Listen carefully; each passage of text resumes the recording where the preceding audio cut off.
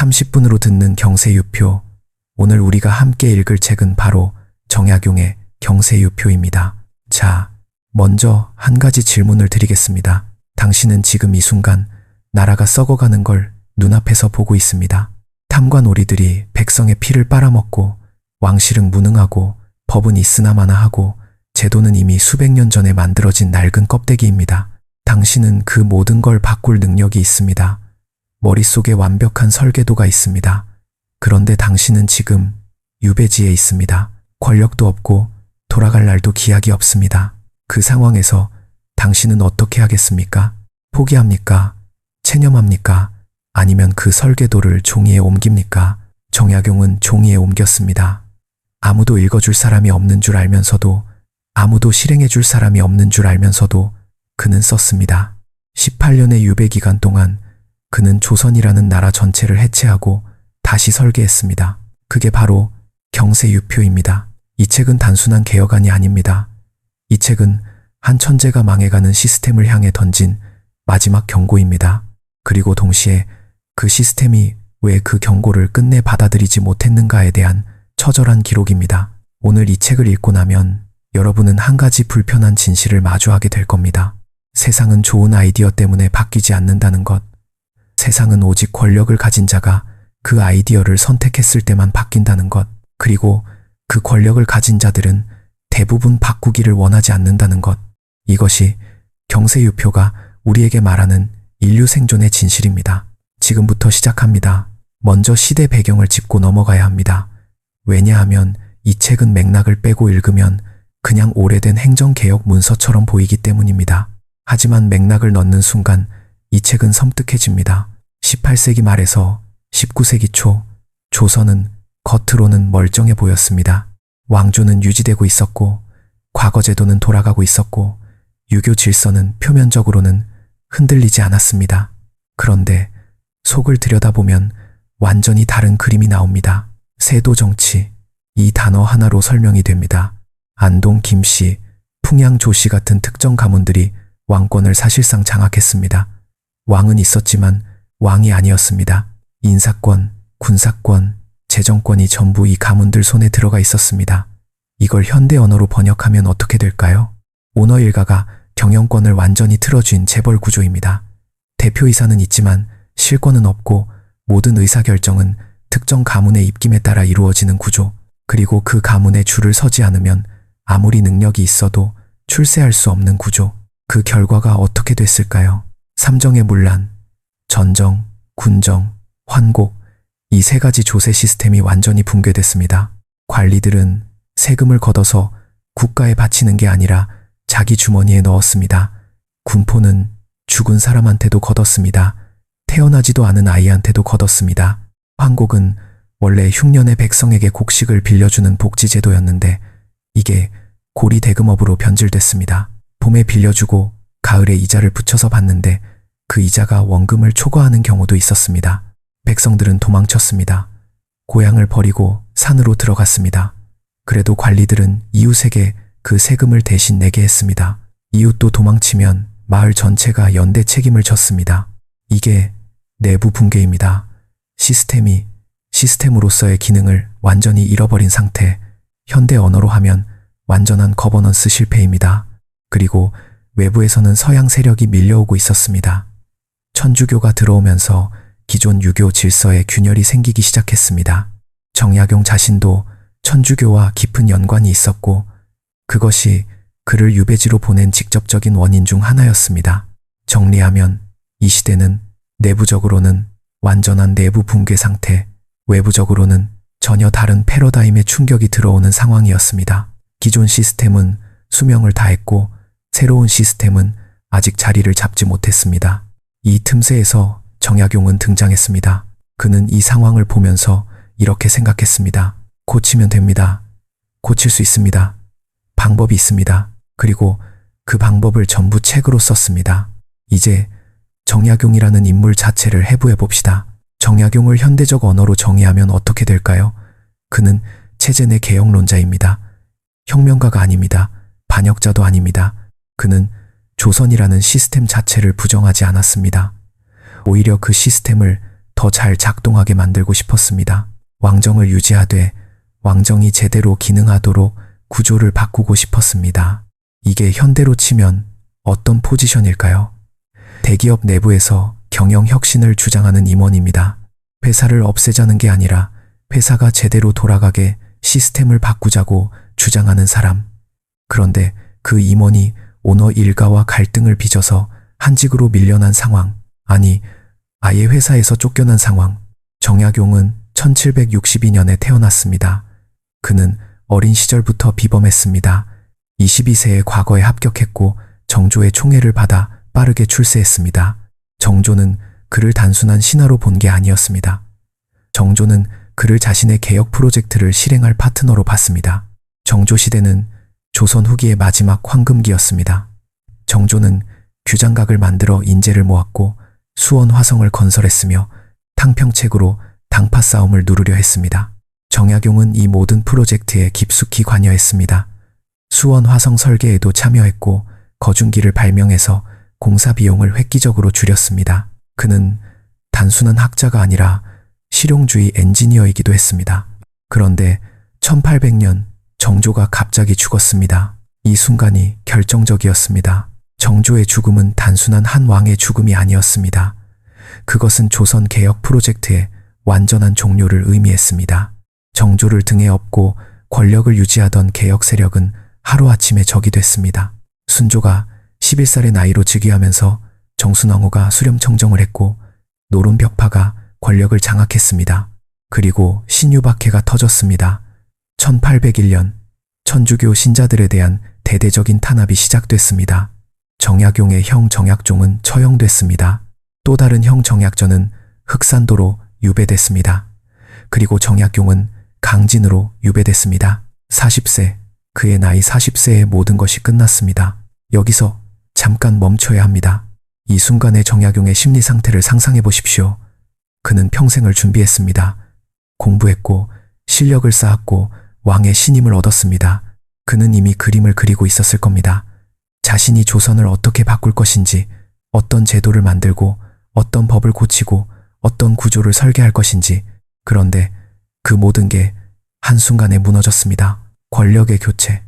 이것 하나로 그의 인생이 완전히 뒤집혔습니다. 이게 바로 체제 내 개혁론자의 근본적인 한계입니다. 그들의 힘은 결국 후원자의 힘에서 나옵니다. 후원자가 사라지면 그들도 사라집니다. 아무리 뛰어난 능력이 있어도, 아무리 좋은 아이디어가 있어도 권력이라는 토대가 없으면 아무것도 실행할 수 없습니다. 정약용은 이 사실을 유배지에서 뼈저리게 깨달았을 겁니다. 그런데 그는 여기서 두 가지 선택지 앞에 섰습니다. 첫 번째, 체념하고 살아남기만 한다. 유배지에서 조용히 지내다가 언젠가 사면되기를 기다린다. 정치적으로 안전한 글만 쓴다. 아무도 자극하지 않는다. 두 번째, 어차피 잃을 게 없으니 진짜 하고 싶었던 말을 전부 쓴다. 권력의 눈치를 볼 필요가 없으니 오히려 더 근본적인 개혁안을 설계한다. 정약용은 두 번째를 선택했습니다. 이게 그의 위대함입니다. 그리고 동시에 그의 비극입니다. 강진 유배 18년 동안 그는 500권이 넘는 책을 썼습니다. 목민심서, 흠흠신서, 그리고 오늘 우리가 이야기할 경세유표, 이 세 권을 합쳐서 그는 자신의 핵심 저작으로 꼽았습니다. 경세유표는 그 중에서도 가장 야심찬 작품입니다. 이 책은 조선의 국가 시스템 전체를 재설계하는 청사진입니다. 중앙행정조직, 지방행정체계, 토지제도, 군사제도, 관리선발제도, 이 모든 것을 하나하나 뜯어고치는 방안을 담고 있습니다. 이 책의 원래 제목은 박래초본이었습니다. 주나라의 이상적인 제도를 담은 주례를 참고해서 조선의 제도를 고치겠다는 의도가 담긴 이름입니다. 그런데 나중에 경세유표라는 이름으로 더 많이 알려지게 됩니다. 경세유표, 세상을 다스리는 방법에 대한 표. 이 이름 자체가 이미 이 책의 성격을 완벽하게 설명합니다. 이제 이 책의 핵심 내용으로 들어가겠습니다. 정약용이 경세유표에서 가장 먼저 그리고 가장 강하게 비판한 것은 무엇일까요? 바로 이겁니다. 조선의 제도는 조선의 현실에 맞지 않는다. 이게 무슨 말이냐고요? 조선은 건국 초기에 중국의 제도를 모방해서 나라를 만들었습니다. 육조 체계, 과거 제도, 토지 제도, 이 모든 것이 중국의 것을 가져온 겁니다. 그런데 문제는 중국의 제도를 가져오면서 중국의 현실은 가져오지 않았다는 겁니다. 중국에서는 그 제도가 그 나라의 지리, 인구, 경제 구조에 맞게 설계된 겁니다. 그런데 조선은 그 껍데기만 가져왔습니다. 이걸 현대 언어로 번역하면 이렇습니다. 실리콘밸리의 스타트업 문화를 한국 대기업에 그대로 이식하는 겁니다. 수평적 조직 문화, 자율 출퇴근, 스톡옵션 제도, 이걸 위계적이고 연공서열 중심의 대기업에 그대로 갖다 붙이면 어떻게 될까요? 겉으로는 그럴듯해 보이지만 실제로는 아무것도 작동하지 않습니다. 왜냐하면 그 제도가 뿌리를 내릴 토양 자체가 다르기 때문입니다. 정약용은 이 문제를 정확하게 짚었습니다. 그는 말했습니다. 제도는 현실에서 출발해야 한다. 이상적인 모델을 먼저 세우고 현실을 거기에 끼워 맞추는 방식은 실패한다. 지금 조선의 현실이 어떤지, 백성들이 어떻게 살고 있는지, 관리들이 실제로 어떻게 행동하는지를 먼저 보고 그 현실에서 작동할 수 있는 제도를 만들어야 한다. 이게 얼마나 혁명적인 발상인지 아십니까? 당시 조선의 지식인들은 대부분 이렇게 생각했습니다. 우리가 잘못된 게 아니라 우리가 성리학의 이상을 제대로 실현하지 못한 것이다. 더 열심히 공부하고 더 도덕적으로 살면 된다. 제도의 문제가 아니라 사람의 문제다. 정약용은 정반대로 말했습니다. 사람의 문제가 아니라 제도의 문제다. 아무리 도덕적인 사람도 나쁜 제도 안에 들어가면 나쁘게 행동할 수밖에 없다. 제도가 바뀌어야 사람이 바뀐다. 이게 바로 제도주의의 핵심입니다. 그리고 이건 현대 경제학과 정치학의 기본 전제이기도 합니다. 노벨 경제학상을 받은 더글러스 노스가 제도 경제학에서 말한 것과 본질적으로 같습니다. 좋은 제도가 좋은 결과를 만든다. 제도가 인센티브 구조를 결정하고 인센티브 구조가 사람의 행동을 결정한다.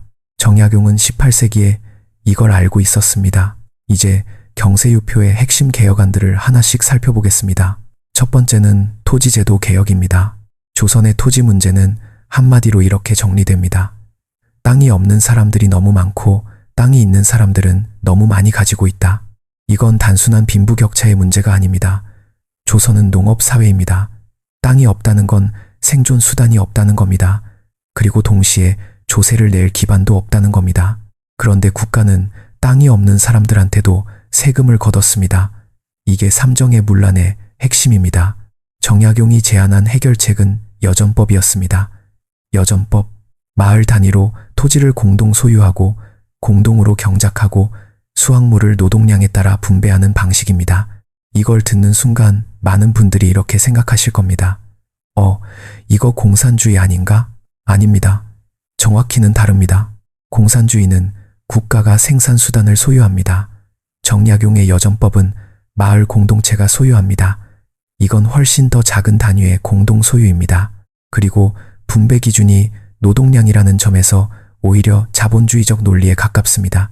일한 만큼 가져간다는 거니까요. 정약용이 이 제도를 제안한 이유는 단순합니다. 개인이 땅을 소유하면 반드시 불평등이 생긴다. 힘 있는 자들이 땅을 독점하고 힘없는 자들은 소작인이 된다. 이 구조를 깨지 않으면 아무리 다른 제도를 고쳐도 소용없다. 이게 현대로 치면 어떤 문제일까요? 부동산입니다. 지금 한국 사회에서 가장 뜨거운 계층 갈등의 핵심이 부동산 아닙니까? 집값이 오르면 집 있는 사람은 자산이 늘어나고 집 없는 사람은 상대적으로 더 가난해집니다. 땅과 집이 없는 사람들은 월세를 내면서 남의 자산을 불려주는 구조입니다. 이 구조가 고착화되면 아무리 열심히 일해도 계층 이동이 불가능해집니다. 정약용이 200년 전에 말한 것이 지금도 그대로 유효합니다. 그런데 여전법은 실현되지 않았습니다. 왜냐하면 토지를 많이 가진 사람들이 바로 권력자들이었기 때문입니다. 그들이 자신의 토지를 내놓을 리가 없었습니다. 이게 바로 개혁의 역설입니다. 개혁이 가장 필요한 영역은 항상 기득권의 핵심 이익과 충돌합니다. 그래서 개혁은 항상 저항에 부딪힙니다. 그리고 그 저항을 이겨낼 수 있는 건 오직 압도적인 권력뿐입니다. 정약용에게는 그 권력이 없었습니다.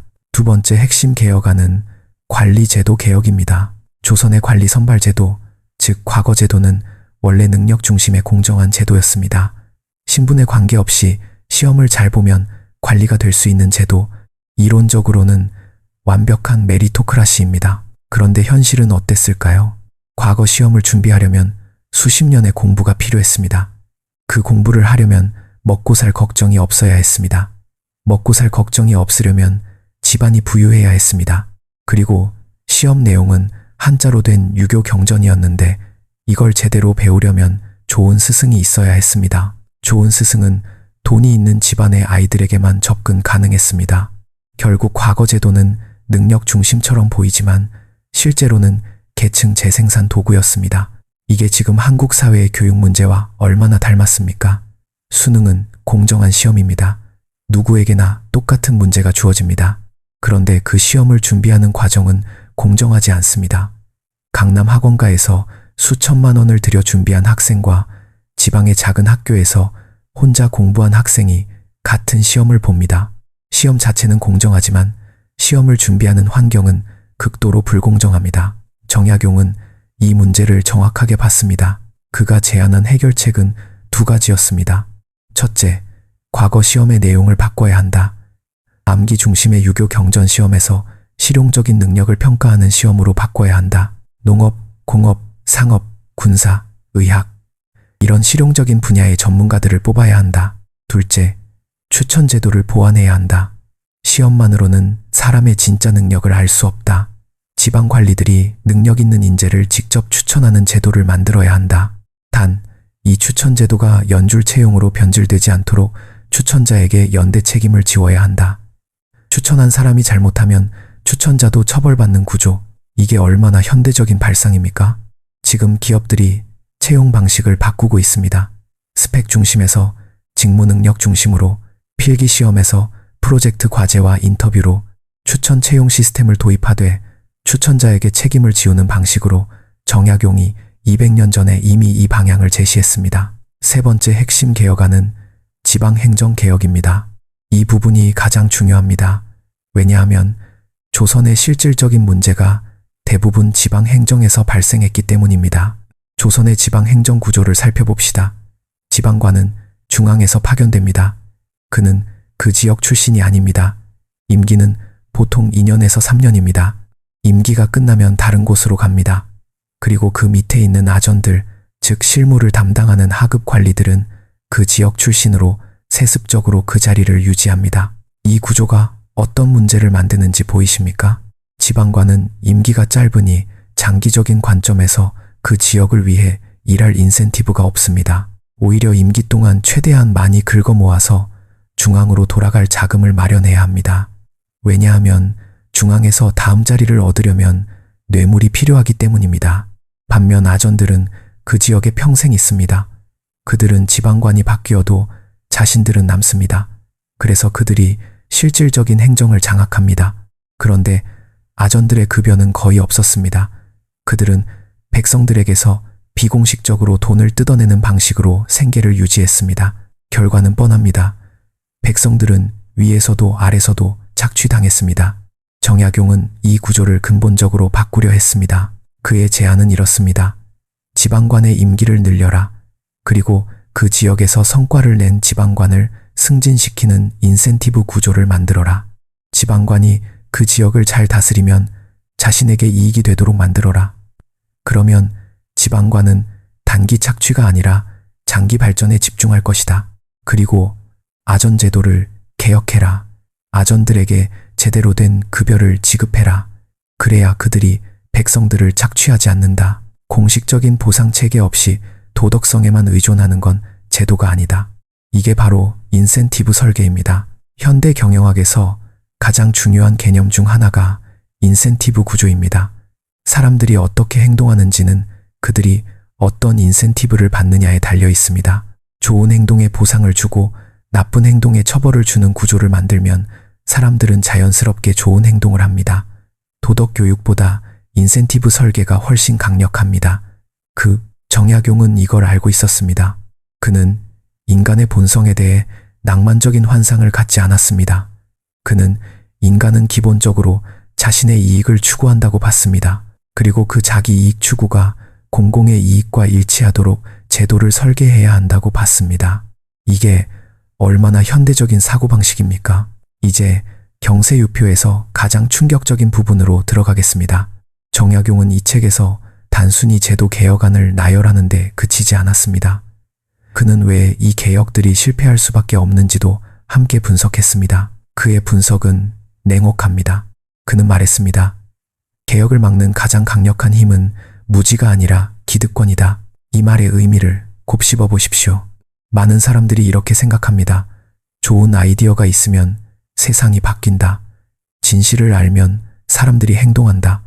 문제를 명확하게 설명하면 해결책이 채택된다. 틀렸습니다. 기득권자들은 문제를 모르는 게 아닙니다. 그들은 문제를 정확하게 알고 있습니다. 그런데 그 문제가 해결되면 자신들이 손해를 본다는 것도 알고 있습니다. 그래서 그들은 개혁을 막습니다. 지식이 부족해서가 아니라 지식이 있기 때문에 더 정교하게 막습니다. 조선의 토지개혁이 왜 실패했을까요? 양반들이 토지 문제의 심각성을 몰랐기 때문이 아닙니다. 그들은 알았습니다. 그런데 그 토지가 바로 그들의 경제적 기반이었습니다. 토지개혁은 그들의 자산을 빼앗는 것이었습니다. 그래서 그들은 반대했습니다. 과거제도 개혁이 왜 실패했을까요? 양반들이 과거제도의 문제점을 몰랐기 때문이 아닙니다. 그들은 알았습니다. 그런데 그 제도가 바뀌면 그들의 자녀들이 누리던 특권이 사라집니다. 그래서 그들은 반대했습니다. 이게 기득권의 논리입니다. 그리고 이 논리는 200년이 지난 지금도 전혀 변하지 않았습니다. 지금 한국 사회를 보십시오. 부동산 세금을 올리면 집 많이 가진 사람들이 반대합니다. 의대 정원을 늘리면 의사들이 반대합니다. 대기업 규제를 강화하면 재벌들이 반대합니다. 이들이 반대하는 이유가 그 정책이 나쁘기 때문이 아닙니다. 그 정책이 자신들의 이익을 침해하기 때문입니다. 정약용은 이 구조를 정확하게 봤습니다. 그리고 그것이 얼마나 절망적인 구조인지도 알았습니다. 왜냐하면 개혁을 막는 사람들이 바로 개혁을 실행해야 하는 사람들이기 때문입니다. 조선에서 제도를 바꿀 수 있는 사람은 왕과 양반들입니다. 그런데 그 양반들이 바로 개혁의 최대 피해자입니다. 그들이 자발적으로 자신의 특권을 내려놓을 리 없습니다. 이 딜레마, 이게 바로 경세유표가 결코 실행되지 못한 근본적인 이유입니다. 정약용은 이걸 알면서도 썼습니다. 그게 더 비극적입니다. 이제 정약용의 가장 날카로운 통찰 중 하나를 살펴보겠습니다. 그는 경세유표에서 이런 말을 합니다. 법이 있으되 법이 없는 것보다 못한 경우가 있다. 이게 무슨 말입니까? 나쁜 법이 없는 것보다 못하다는 겁니다. 제대로 작동하지 않는 제도가 없는 것보다 못하다는 겁니다. 왜냐하면 나쁜 법은 나쁜 행동의 정당성을 부여하기 때문입니다. 예를 들어봅시다.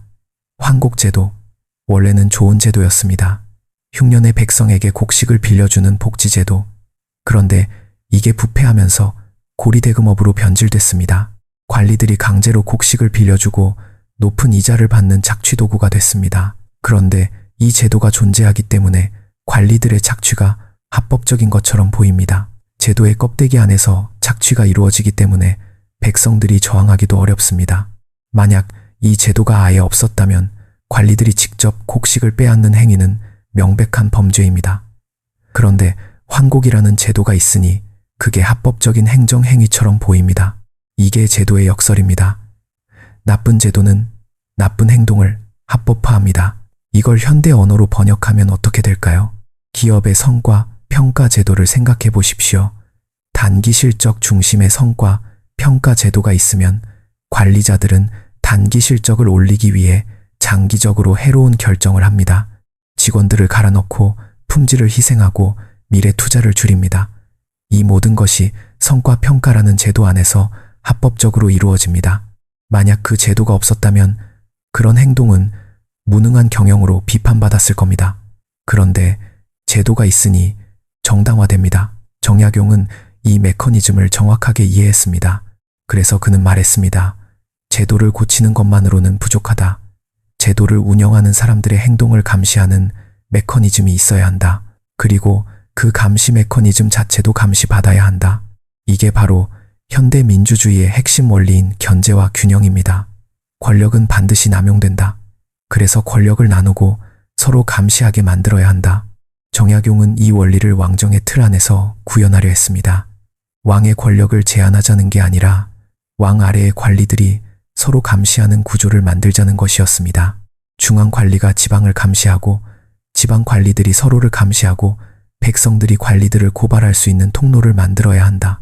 이게 지금 봐도 놀라운 통찰입니다. 이제 정약용의 또 다른 핵심 인물과 비교해 봅시다. 정약용과 같은 시대를 살았던 또 다른 개혁론자가 있었습니다.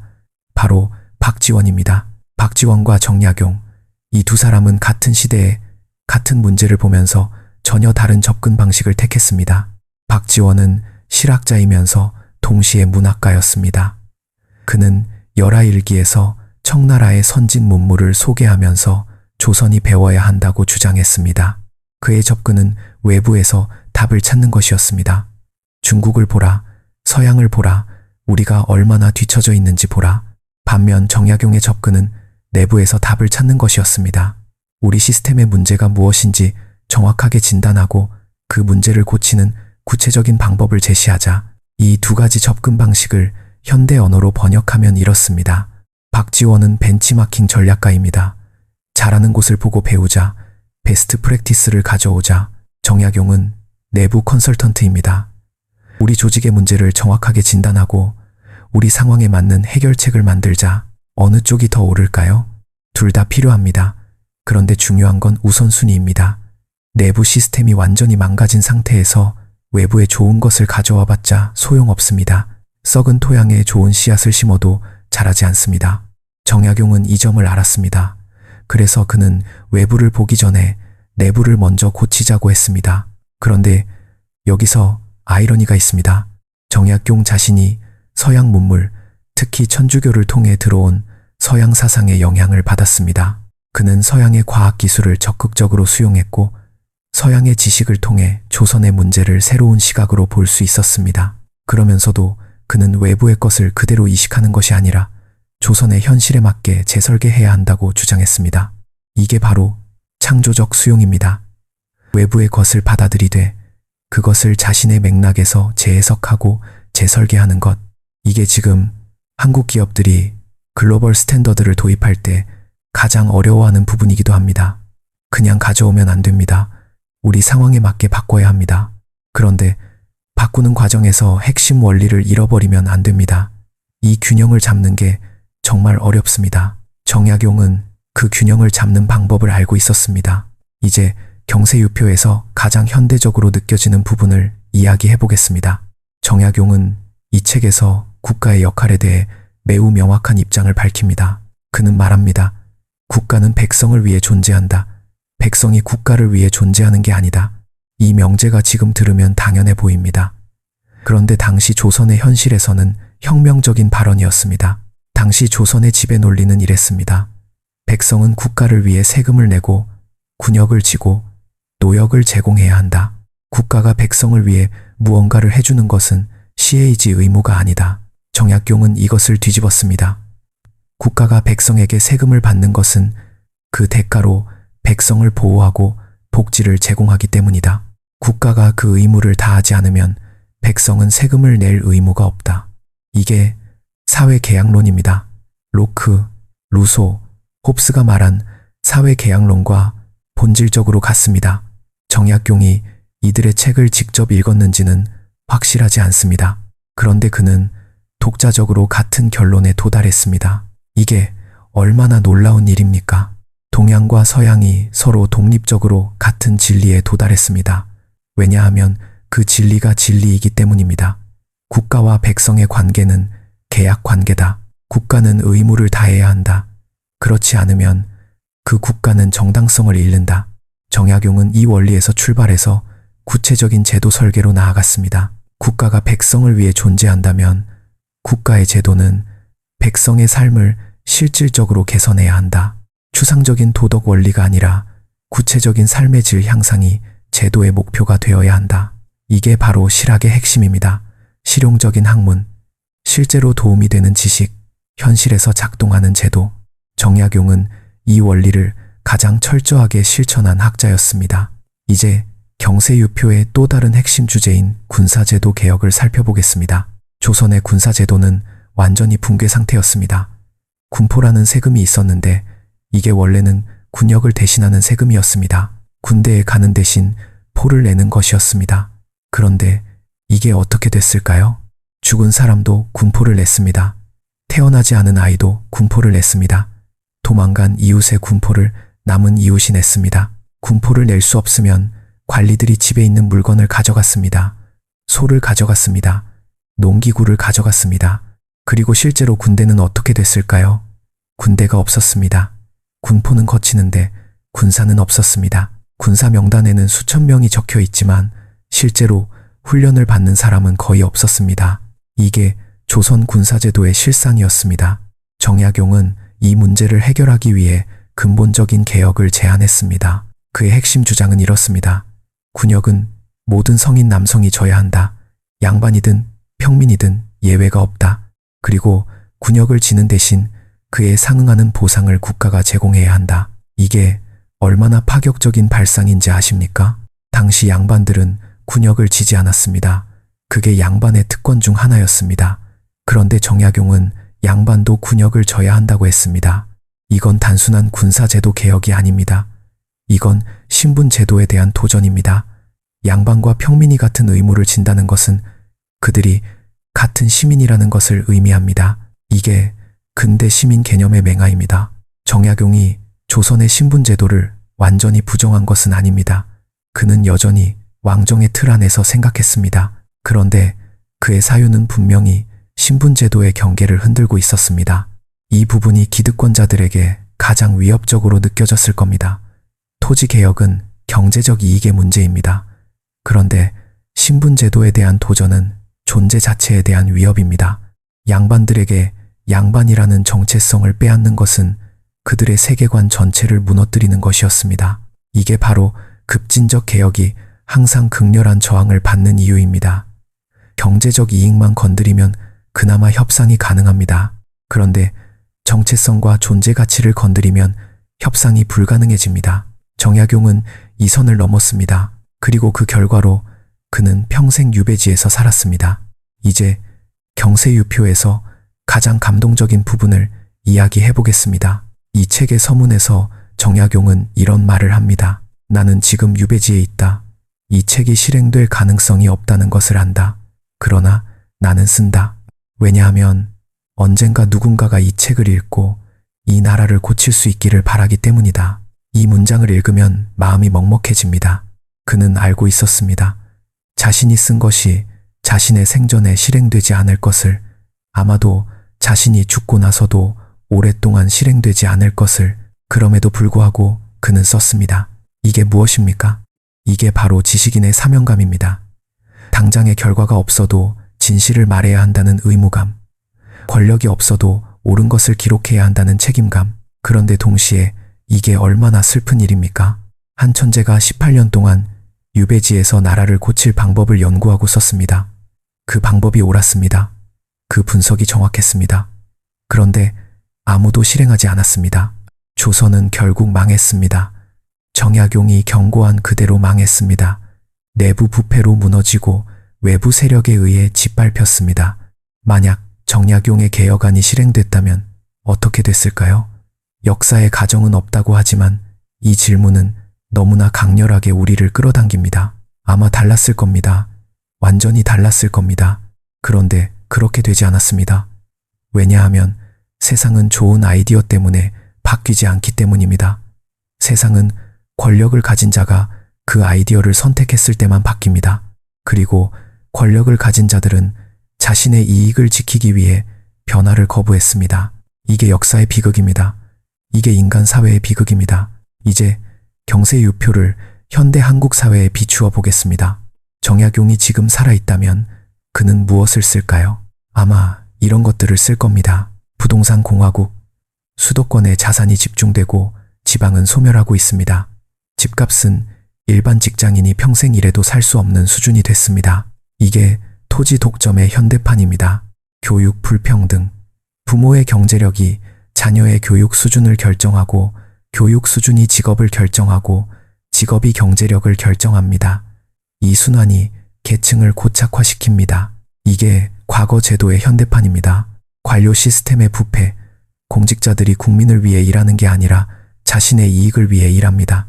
낙하산 인사, 전관예우, 회전문 인사, 이게 아전 비리의 현대판입니다. 단기주의, 정치인들은 다음 선거를 생각하고 기업인들은 다음 분기 실적을 생각합니다. 장기적인 국가 발전을 위한 투자는 뒤로 밀립니다. 이게 임기 짧은 지방관의 현대판입니다. 정약용이 진단한 문제들이 형태만 바뀌었을 뿐 본질은 그대로입니다. 그렇다면 그의 해결책도 여전히 유효할까요? 제도를 바꿔야 한다. 인센티브 구조를 바꿔야 한다. 기득권의 저항을 이겨낼 수 있는 정치적 의지가 있어야 한다. 이게 여전히 유효합니다. 200년이 지났지만 여전히 유효합니다. 그런데 여기서 한 가지 더 생각해야 할 게 있습니다. 정약용의 시대와 지금의 가장 큰 차이는 무엇일까요? 민주주의입니다. 정약용의 시대에는 변화를 이끌 수 있는 사람이 왕이었습니다. 왕이 마음을 바꾸지 않으면 아무것도 바뀌지 않았습니다. 그래서 정약용은 왕을 설득하려 했습니다. 왕에게 올리는 상소 형식으로 개혁안을 썼습니다. 지금은 다릅니다. 지금은 유권자가 권력을 가지고 있습니다. 선거를 통해 권력자를 바꿀 수 있습니다. 여론을 통해 정책을 바꿀 수 있습니다. 그런데 실제로 그렇게 되고 있습니까? 민주주의가 있어도 기득권의 힘은 여전히 강합니다. 왜냐하면 기득권자들이 민주주의 시스템 안에서도 자신들의 이익을 지키는 방법을 알고 있기 때문입니다. 미디어를 장악하고 여론을 조작하고 로비를 하고 선거 자금을 제공합니다. 정약용이 말한 기득권의 논리는 민주주의 사회에서도 작동합니다. 그렇다면 희망이 없을까요? 아닙니다. 희망이 있습니다. 그런데 그 희망은 단순하지 않습니다. 정약용이 우리에게 가르쳐 주는 것은 이겁니다. 변화는 아래에서 시작된다. 위에서 내려오는 개혁은 결국 기득권의 저항에 부딪힌다. 진짜 변화는 아래에 있는 사람들이 자신의 문제를 정확하게 이해하고 그 문제를 해결하기 위해 조직적으로 움직일 때 일어난다. 정약용은 위를 향해 말했습니다. 왕에게, 권력자에게 개혁하라고 촉구했습니다. 그리고 그게 받아들여지지 않았습니다. 그런데 그가 쓴 책들은 결국 아래로 내려갔습니다. 목민심서는 지방관들이 읽었고 그중 일부는 실제로 백성을 위해 행동하는데 영향을 받았습니다.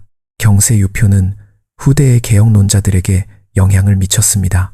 가보개혁, 독립운동, 근대화 과정에서 정약용의 사상은 계속 살아있었습니다. 그는 자신의 생전의 변화를 보지 못했습니다. 그러나 그가 심은 씨앗은 계속 자랐습니다. 이게 지식인의 진짜 힘입니다. 이제 경세유표에서 가장 철학적인 질문으로 들어가겠습니다. 정약용은 이 책에서 묻습니다.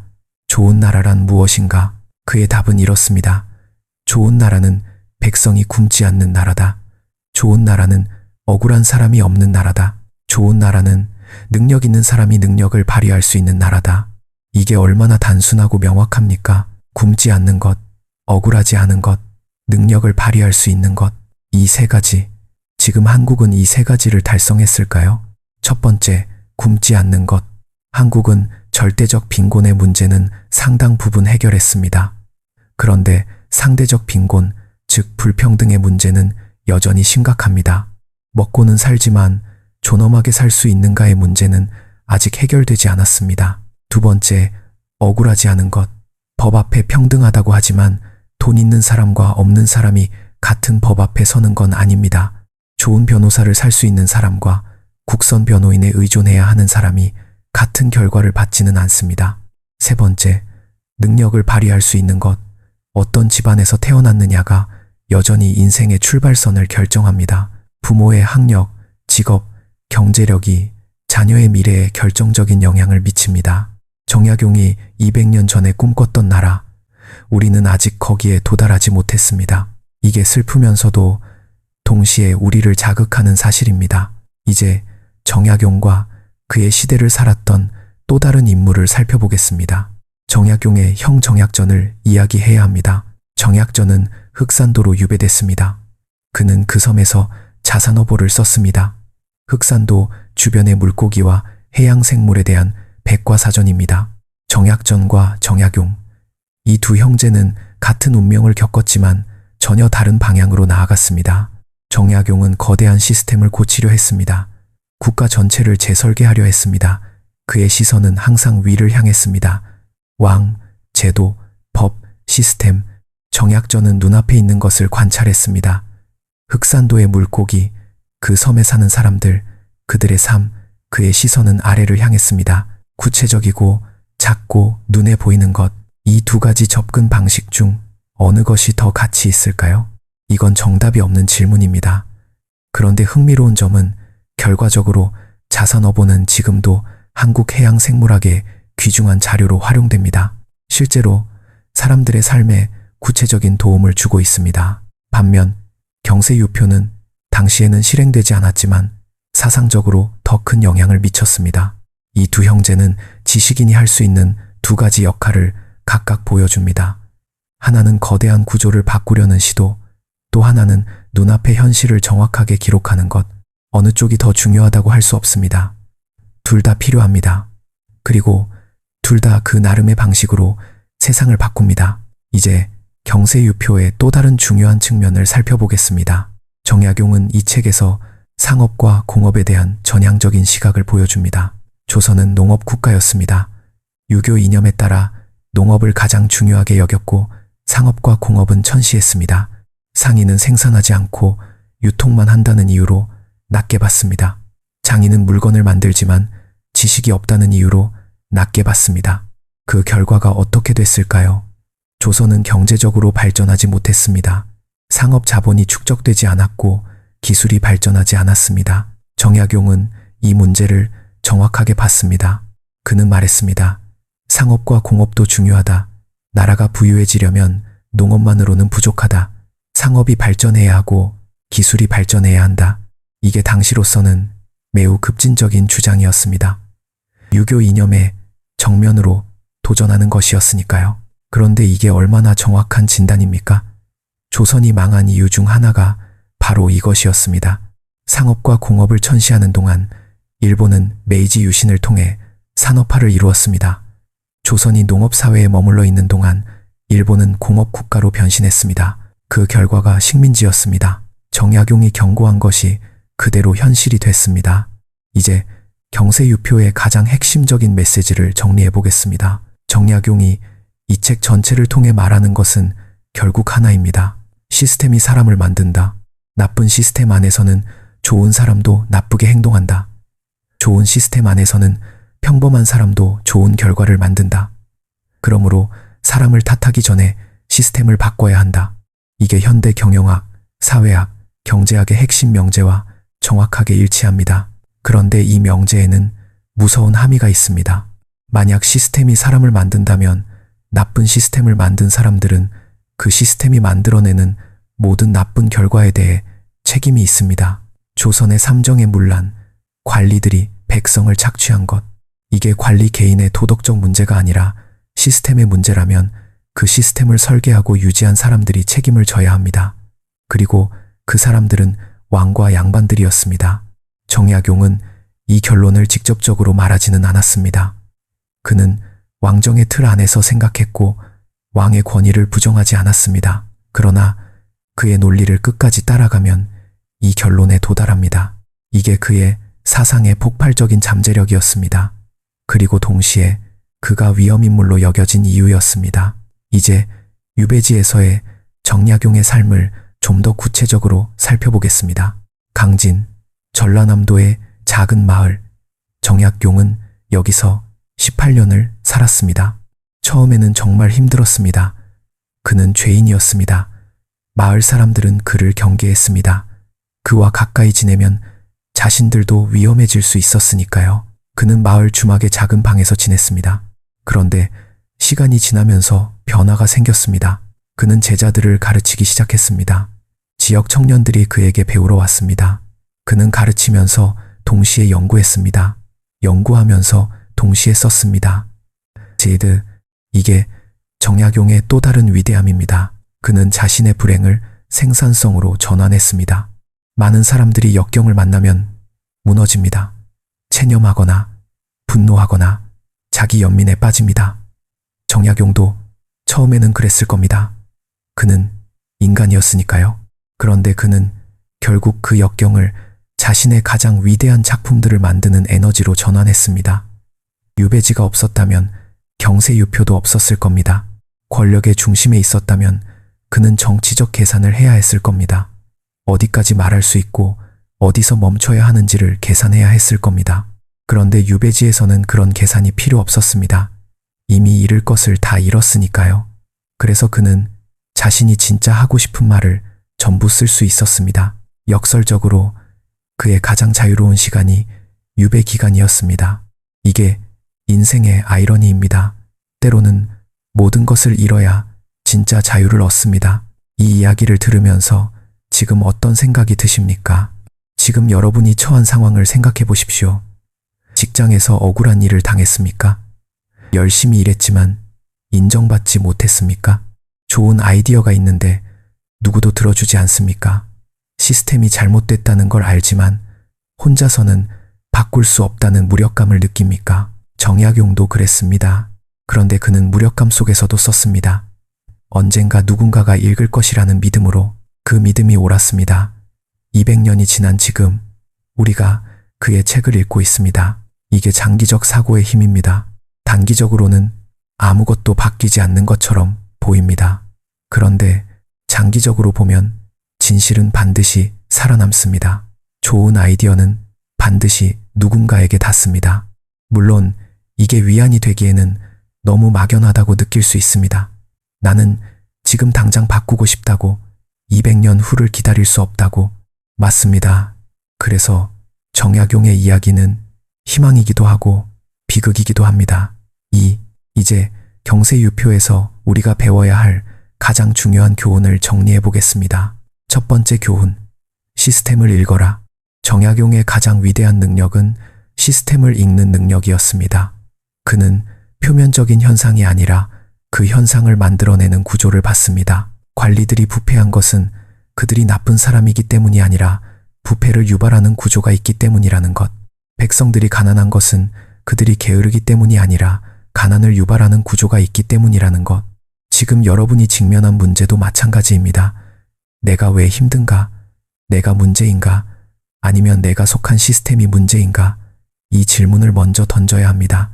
만약 시스템이 문제라면 개인적인 노력만으로는 한계가 있습니다. 시스템을 바꾸거나 시스템을 벗어나거나 아니면 시스템 안에서 최대한 영리하게 움직이거나 이 세 가지 선택지 중 하나를 골라야 합니다. 두 번째 교훈, 기득권의 논리를 이해하라. 정약용은 왜 자신의 개혁안이 받아들여지지 않는지를 정확하게 이해했습니다. 기득권자들이 무지해서가 아니라 자신의 이익 때문에 반대한다는 것을, 이걸 이해하면 쓸데없는 분노를 줄일 수 있습니다. 좋은 아이디어가 채택되지 않는다고 좌절할 필요가 없습니다. 그게 시스템의 작동 방식이니까요. 대신 그 저항을 어떻게 극복할 것인지를 전략적으로 생각해야 합니다. 변화를 만들고 싶다면 기득권자들의 저항을 무시하는 게 아니라 그 저항의 논리를 이해하고 그들의 이익을 침해하지 않으면서도 변화를 만들 수 있는 방법을 찾아야 합니다. 아니면 그들보다 강한 힘을 만들어야 합니다. 세 번째 교훈, 장기적으로 생각하라. 정약용은 자신의 생전의 결과를 보지 못할 것을 알면서도 썼습니다. 이건 단순한 낙관주의가 아닙니다. 이건 전략적 장기주의입니다. 지금 당장 결과가 없어도 씨앗을 심는 행위 자체가 가치 있습니다. 지금 당장 변화가 없어도 변화의 방향을 제시하는 것이 중요합니다. 이게 개인의 삶에도 적용됩니다. 지금 당장 인정받지 못해도 옳은 방향으로 계속 나아가는 것이 결국 더 큰 결과를 만듭니다. 네 번째 교훈, 역경을 생산성으로 전환하라. 정약용은 유배라는 극한의 역경 속에서 자신의 가장 위대한 작품들을 만들었습니다. 이게 가능했던 이유는 그가 역경을 자기 연민의 이유로 삼지 않고 오히려 더 깊이 생각할 수 있는 기회로 삼았기 때문입니다. 물론 이게 말처럼 쉽지 않습니다. 역경 속에서 생산적이기란 정말 어렵습니다. 그런데 정약용의 사례는 그게 가능하다는 것을 보여줍니다. 다섯 번째 교훈, 현실에서 출발하라. 정약용은 이상적인 모델에서 출발하지 않았습니다. 지금 현실이 어떤지에서 출발했습니다. 그리고 그 현실을 개선하기 위한 구체적인 방법을 제시했습니다. 이게 실용주의의 핵심입니다. 아름다운 이상을 말하는 것보다 지금 여기서 무엇을 어떻게 바꿀 수 있는지를 구체적으로 말하는 것이 더 중요합니다. 이제 마지막으로 경세유표가 우리에게 던지는 가장 근본적인 질문을 생각해 보겠습니다. 정약용은 이 책을 통해 묻습니다. 당신은 지금 어디에 있습니까? 시스템 안에서 시스템의 문제를 보면서도 침묵하는 사람입니까?